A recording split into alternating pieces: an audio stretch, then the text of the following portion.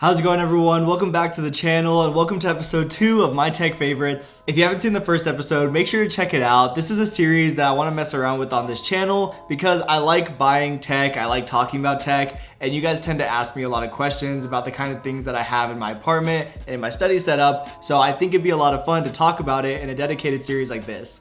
And so if there's anything you guys want me to talk about in future episodes, make sure to comment down below. And so starting off the episode, we have this massage gun from Bob and Brad. This thing is an absolute beast for its size. Some of you guys know that I have a pretty long history of doing things like tumbling and tricking and other acrobatics, and my muscles are definitely destroyed from it. I feel super sore and tight every single day, and so I was really stoked once I got a massage gun because now when I'm like sitting and studying, I could basically just be massaging myself the entire time. It comes in this really cool case, and inside the case, there's actually 5 other massage heads, and they all have like different purposes. Some of them are harder than others. Some of them are a little bit softer, like this one's really soft. This one's really cool because it goes on both sides of your spine and massages your back muscles, like on the sides of your spine, which is an area that I've always had a hard time getting to, but this tool is really, really good for it. And again, it's really small, super simple, and there's basically this button on the back of it that you press and hold down, and now it's vibrating, and this is on level 1, and level 1 is already pretty insane.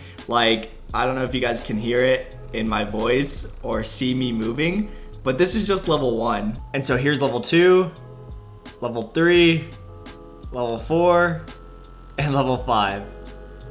So if you guys are like me and you have muscle aches and knots from like sports or poor posture, I definitely recommend getting these because it's really nice since you could just use it while you're sitting, studying, or when you're scrolling through social media. So this next item is for my rising YouTubers and vloggers. This is a smartphone, tripod, and microphone. As a lot of you guys know, for the first year and a half or so of having a YouTube channel, I actually use my iPhone to do all my vlogs, to do all of my sit down videos. Even my last like tech video was actually filmed with my iPhone. And after a while, I decided I wanted to upgrade the audio quality. And so I found this microphone and tripod from Moki, I think is how you pronounce the brand, and this thing is awesome. If I remember correctly, it was only like $45, but it really did significantly improve my audio. It basically just has this button on top that you just flip, and now it's on, and you plug the other end into your smartphone, and now you've got a mic. And I personally didn't have a tripod, so it was really nice that this came with one, because when I was vlogging, I was always holding my iPhone kind of like with my hand like this, but then I got the tripod, and I basically just mount it onto here. Super easy, you basically just tighten it like this, and then I don't know where my phone adapter went,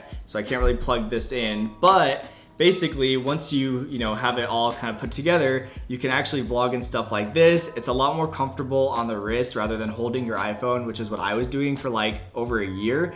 And it kind of just looks like more professional. Like it looks like really good for a smartphone setup. So if any of you guys are looking to get started on YouTube and start vlogging, or if you guys already have like YouTube channels and are using your smartphones, I definitely recommend getting one of these to upgrade your setup. Now up next is the Elecom's P300 Airpurifier. This thing is absolutely amazing, and you guys know that I've talked about air purifiers in some of my other videos, especially in my last tech review video, and I am someone who really cares about their air quality. I have pretty bad allergies. I'm like super sensitive to pet dander, pollen, pretty much everything that you can be allergic to.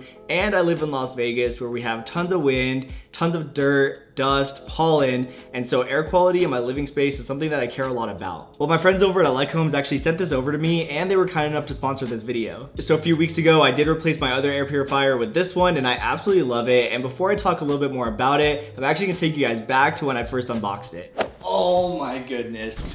Alright guys, I am here with the Elecom's air purifier, and I am super excited to open this thing up. This is such a big box, and inside this box is another box.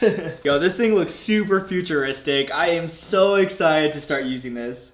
Get this out of here. Actually, I don't like making messes, so I'm gonna go pick that up. Alright, Mr. Box, you can go over here. Anyways, let's get on with it.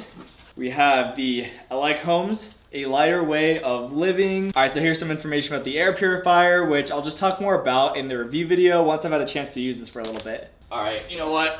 I gotta bring this back down to the floor because this thing is huge. Dun, dun, dun, dun, dun, dun, dun. Oh wait, let me flip this around to the cooler side. Yo, this thing looks so cool. Like, you know, they say that size doesn't matter, but just the fact that this is just a big air purifier, I feel like I'm going to feel like it is doing more stuff. Aha.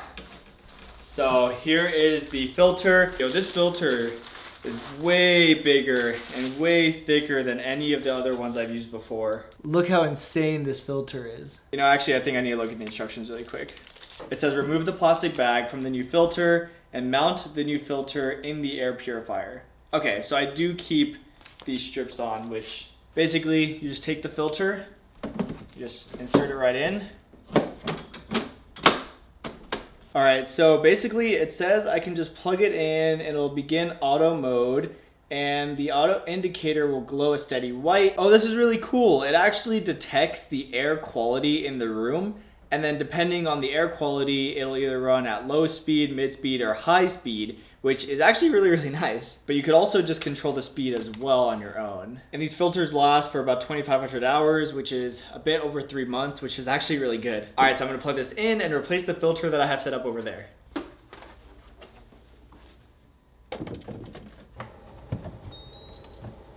Ooh, that was a cool sound. All right, so it just turned on and I think it's gonna run for about 30 seconds and then determine the air quality, which it just did. And it says 5. So 0 to 100 is excellent, 101 to 200 is good, and greater than 201 is poor.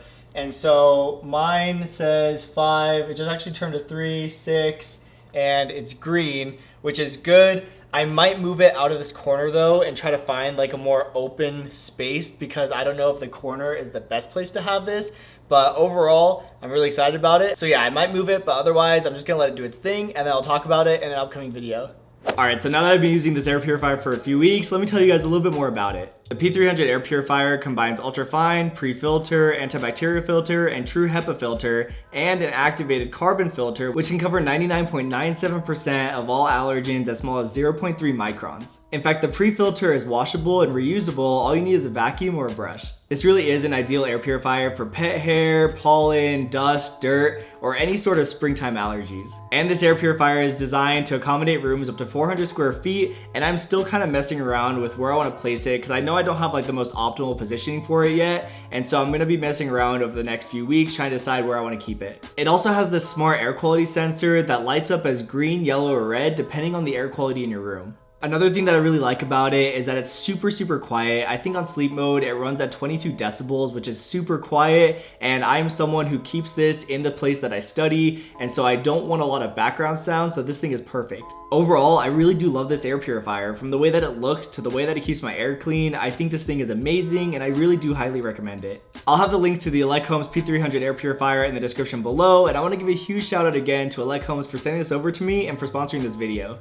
Next up, I want to talk about some of the peripherals I use for my MacBook study setup, because I get a lot of questions from you guys about some of the things that I have in my setup, because a lot of you guys are also students. And so I'm going to start off by talking about the keyboard and mouse that I use. So this is actually the Apple Magic Keyboard, and I spent a lot of time trying to decide on what keyboard I was going to get, because I have a Logitech 915 keyboard for my gaming setup, but I realized I wanted something a little bit slicker, a little bit slimmer, that wasn't so much of a gaming keyboard, but felt very natural in a MacBook Pro setup. And so naturally the thing to get was the Apple Magic Keyboard, and I really do like this keyboard. It works very well with the MacBook, of course, because that's kind of what it's made for, and I like that it feels just like the MacBook keys, so it doesn't feel awkward going back and forth between using the keyboard and using my MacBook keyboard. I also love how slim and slick this keyboard is, so it's really nice if I just want to like put it away somewhere, because sometimes I have my MacBook on my desk, so I'm not using the keyboard, so it's really nice that it's so small and light, and I can kind of just tuck it away somewhere when I'm not using it. Now this mouse is not the Apple Magic Mouse. In fact, it's like a $13 mouse that I got off Amazon, and honestly, for what it is, it does exactly what I needed to do.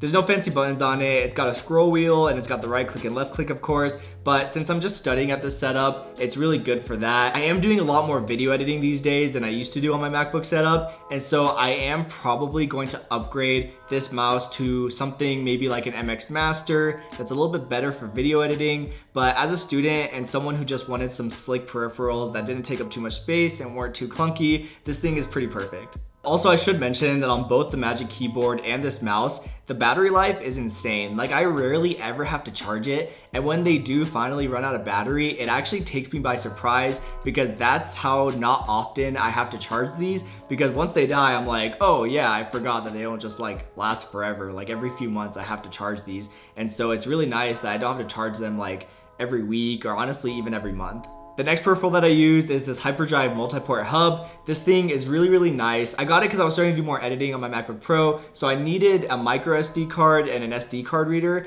and this thing has both of them. It also has 2 USB ports, it has a Lightning port, and it's got an HDMI port, so it basically adds a lot of ports to your MacBook, which mine only comes with like 4 Lightning ports, so this is really convenient. This also comes in space gray, just like my MacBook, which is really nice. So it looks very natural when it's plugged into my MacBook, and it's also really small, so it doesn't really take up much space on my MacBook at all. This really is very useful for someone to have, especially if you're gonna be doing things like filming and need to transfer files onto your MacBook, or if you wanna plug an external drive into this when you put your SD card in, so you can transfer the files directly to the external drive. This is really good for that as well. And speaking of external hard drives, the last thing I'm gonna talk about in this video is the Lacy 2TB external hard drive. Ever since I started editing on my MacBook setup, I didn't want to fill it with a bunch of video files because I do film in 4K, so the files are quite big, and I didn't really upgrade my MacBook memory when I got the MacBook. I think I only have like 1 TB of internal memory, and so this has been a lifesaver because I just put all my footage directly onto it. I plug my SD card into that reader that I just showed you guys, and I transfer directly to this,